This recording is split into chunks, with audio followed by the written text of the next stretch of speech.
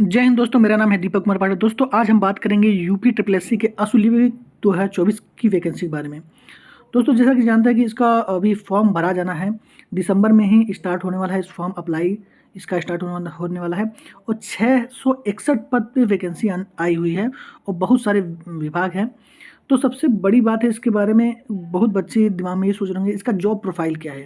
दोस्तों अब बात तो इस पे बहुत ज़्यादा किया जा सकता है, लेकिन आज इस वीडियो में हम बात करेंगे इसके जॉब प्रोफाइल पे कि अगर आपका इसमें नौकरी लग जाए तो आपको करना क्या होता है। दोस्तों इस वीडियो स्टार्ट करने से पहले मैं आपको बता दूं कि ये वैकेंसी पेड 2023 के आधार पे है। पेड 2023 में जो बच्चे फॉर्म भरे होंगे और परीक्षा में बैठे होंगे वही ये फॉर्म भर पाएंगे। और दूसरी बात ये है कि ये वैकेंसी जो है बहुत ही ज़्यादा महत्वपूर्ण इसलिए है क्योंकि 661 पद अगर स्टेनोग्राफर का आया है तो समझो बहुत ही ज़्यादा वैकेंसी आई है, बाढ़ आई हुई है। तो अगर आपने स्टेनो सीखा या आप स्टेनो सीखना स्टार्ट करने वाले हैं तो ये वैकेंसी आपके लिए बहुत महत्वपूर्ण है, क्योंकि इसका जो ग्रेड पे अगर आप देखेंगे तो ग्रेड पे इसका बहुत ही ज़्यादा 2800 ग्रेड पे की वैकेंसी है, और जो कि जल्दी इतनी वैकेंसी आती नहीं 2800 ग्रेड पे की 661 पद पे। अब इसके जॉब प्रोफाइल के बारे में पूरे डिटेल में बात करेंगे। देखिए यूपी ट्रिपल एस सी के माध्यम से स्टेनोग्राफर अगर आपने फॉर्म भरा है तो इसमें इसकी जॉब प्रोफाइल आप जान लीजिए। जॉब प्रोफाइल में देखिए स्टेनोग्राफर जो वैकेंसी है इसमें बहुत ज़्यादा आपकी विभाग दिया हुआ है इसमें। तो जब भी आप ज्वाइनिंग करेंगे, मान लीजिए ये आपका आपको विभाग आपको मिल गया कर राज्य कर आयुक्त कार्यालय। तो इसमें जब आप मान लीजिए ज्वाइन के लिए, तो इसमें जो सबसे बड़े अधिकारी आपके जो आपको ऑफिस मिलेगा, उस ऑफिस में जो आपके ऑफिसर होंगे, बॉस होंगे, जो मेन ऑफिसर होंगे, उनके आप स्टेनो बनेंगे। उनके आप स्टेनो का मतलब है कि पर्सनल असिस्टेंट के तौर पे। तो इसका मतलब ये है कि जो आपके कार्यालय के ऑफिसर रहेंगे उनके आप पर्सनल असिस्टेंट यानी कि व्यक्तिक सहायक, मतलब कि व्यक्तिक सहायक स्टेनो व्यक्तिक सहायक होते हैं। पहले जो नाम व्यक्तिक सहायक कहा जाता था, लेकिन अब स्टेनोग्राफर के ही नाम से फेमस है। तो ये काम क्या करेंगे, जैसे कि अधिकारी जैसे कहीं दौरे पे जा रहे हैं तो उनके साथ आप जाएंगे, क्योंकि आप अधिकारी के पर्सनल असिस्टेंट हैं। मान लीजिए दौरे पे गए, वहाँ पे आपको कुछ उन्होंने डिक्टेशन बोला, कुछ अधीनस्थ कर्मचारी को निर्देश दिया, या आपके स्तर से, आपके अधिकारी के स्तर से कुछ काम किया जाना, तो वो आप शॉर्ट बुक आपके पास होती है, जैसे कि आप स्टेनो सीख रहे होंगे, जानते ही होंगे।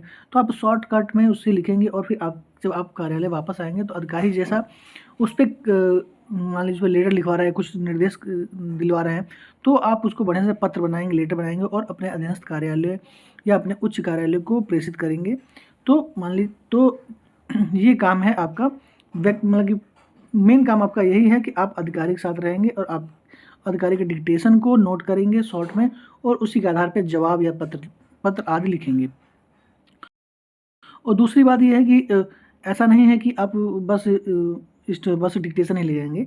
आपके नाम से, जैसे कि आप स्टेनो हैं तो आप जिस कार्यालय में हैं, तो अब जिस कार्यालय में आपके नाम से कोई एक आध फाइल, आपके नाम से कुछ फाइलें अलॉट रहेंगी, उस फाइल पे भी आपका काम रहेगा।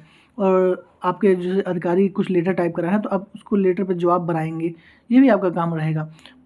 स्टेनो के डिक्टेशन के अलावा भी बहुत सारे काम रहते हैं अधिकारी के। मान लीजिए इस समय अधिकारी दौरे पर नहीं गए हैं तो आप अधिकारी तो आपका कार्यालय में कुछ और काम आपको अलॉट रहेगा, वो भी आप करेंगे।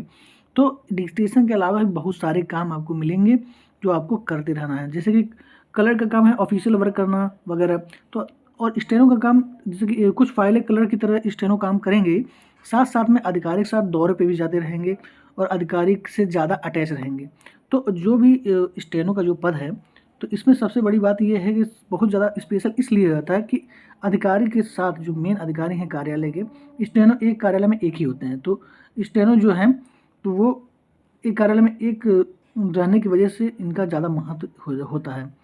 तो मान लीजिए जब अधिकारी और ज़्यादा अधिकारी के नज़दीक रहने की वजह से आपके कार्यालय में थोड़ा सा आपकी वैल्यू थोड़ा सा ज़्यादा ही रहेगी। भले ही आप 2800 ग्रेड पे हैं, आपके कार्यालय में कई 2800 ग्रेड पे के अन्य कर्मचारी हैं, लेकिन आप अधिकारी के मतलब कि पर्सनल असिस्टेंट हैं, तो इसलिए थोड़े से आपको और मतलब कि विशेष वैल्यू देखने को मिलती है, इसलिए ये पद और भी महत्वपूर्ण हो जाता है। तो स्टेनो का काम बहुत महत्वपूर्ण है और बहुत पहले से ही महत्वपूर्ण रहता हुआ आया हुआ है। और सबसे बड़ी बात है, जब अधिकारी कहीं निरीक्षण पे जाएँगे तो साथ में आपको लेके चलेंगे, तो आपको बहुत अच्छे-अच्छे अनुभव भी मिलते रहेंगे विभाग के बारे में, काम-काज के बारे में। और अधिकारी के साथ आप मतलब कि रहेंगे तो आपकी थोड़ी-सी आपके विभाग में थोड़ा-सा और विशेष वैल्यू बनती हुई आपको दिखेगी। तो इसलिए ये पद बहुत महत्वपूर्ण है और क्या कहते हैं, स्टेनो का यही जो प्रोफ़ाइल जो मैंने बताया है, यही है विशेषकर। मान लीजिए अधिकारी का कोई दौरा है, कोई मीटिंग है या कोई जाँच से संबंधित वगैरह काम है, तो स्टेनो का जो काम है, वो अधिकारी को एक तरह से रिमाइंडर के रूप में अधिकारी को याद दिलाने के काम में भी आप काम कर सकते हैं। अधिकारी बोलेंगे कि मैं इस डेट में अगर मुझे निरीक्षण करना है, तो कुछ उससे संबंधित फ़ाइल आपको दे देंगे और कहेंगे मुझे याद दिलाइएगा। तो अधिकारी के साथ रह के आप जाँच का भी काम भी कर सकते हैं। निरीक्षण के का काम करें, निरीक्षण टिप्पणी बनाएँगे। ये सब बहुत सारे काम आपको मिलेंगे। ऐसा नहीं कि स्टेनो का काम सिर्फ़ डिक्टेशन नोट करना है। उस डिक्टेशन को नोट करके लेटर, पत्र आदि बनाना काम है। बहुत सारे काम हैं स्टेनो के।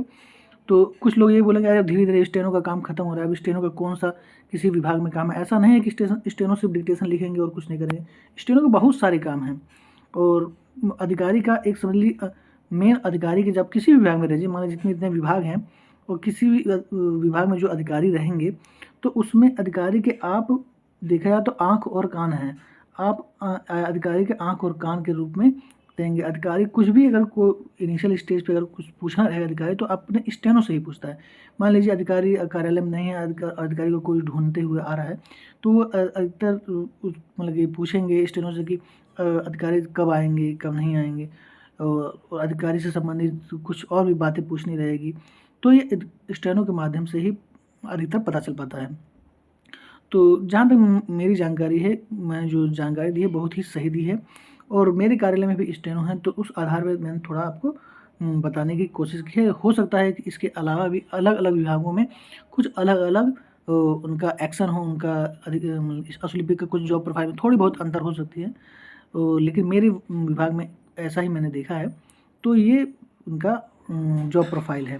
देखिए बहुत सारे विभाग हैं, बहुत अलग-अलग विभागों का अलग-अलग प्रोटोकॉल है, अलग-अलग कार्यालयों का भी अपना अलग-अलग प्रोटोकॉल है, तो उसमें कुछ जॉब प्रोफाइल में थोड़ा बहुत अंतर आ जाता होगा, जो कि मान लीजिए कोई वीडियो ये दिख रहा हो, किसी अन्य कार्यालय का हो, किसी अन्य विभाग का हो, तो वो कहेगा कि ऐसा नहीं, हमारे यहाँ तो ऐसे असुलिपि काम करते हैं। तो हो सकता है कुछ हर कार्यालय का, हर विभाग का अपना अपना रूल और प्रोटोकॉल है, लेकिन जो बेस है वो स्टेनो का जो वर्क प्रोफाइल का बेस है, वो एक एज ए पर्सनल असिस्टेंट है। अधिकारी का एज ए पर्सनल असिस्टेंट का उनका वर्क है। डिक्टेशन नोट करना, उनसे संबंधित लेटर बनाना, जवाब बनाना, अधिकारियों के साथ निरीक्षण पे जाना, यही सब उनका बेसिक काम है। इसके अलावा थोड़ी बहुत काम में आपको बदलाव मिल सकता है विभाग के अनुसार, कार्यालय के अनुसार, लेकिन ये बेसिक काम यही है जो मैंने आपको बताया है। यही स्टेनो का जॉब प्रोफाइल है। कंप्यूटर पे भी काम करते रहेंगे। अब तो टाइपराइटर मशीन का ज़माना नहीं रहेगा कि टाइप पे काम करेंगे, आप कंप्यूटर पे ही काम करेंगे। क्लर्क से थोड़ा-सा भिन्न काम है, जैसे कि जूनियर असिस्टेंट मान लीजिए आप बनते हैं, उससे आपका थोड़ा बहुत भिन्न भिन्न काम है। थोड़ा मतलब वर्क तो आपको कई फ़ाइल की क्लर्क की तरह फ़ाइल आप डील ही करेंगे, साथ-साथ में आप अधिकारी के साथ रहेंगे और अन्य काम अधिकारी के से मतलब कि मिल के काम समझ लीजिए, उनके दिशा निर्देश पे काम करेंगे और उनके साथ-साथ समझ लीजिए आप रहेंगे पर्सनल असिस्टेंट के तौर पे। तो यही जॉब प्रोफाइल जितना मुझे समझ में आया मैंने बताया। हो सकता है कोई अलग-अलग कार्यालय, अलग-अलग विभाग के में कुछ अंतर आपको देखने को मिल जाएगा। आशा करता हूँ कि आपको जॉब प्रोफाइल के बारे में कुछ समझ में आ गया होगा और अगर वीडियो पसंद आया तो प्लीज़ लाइक करें और चैनल को ज़रूर सब्सक्राइब करें। थैंक यू, धन्यवाद, वंदे मातरम।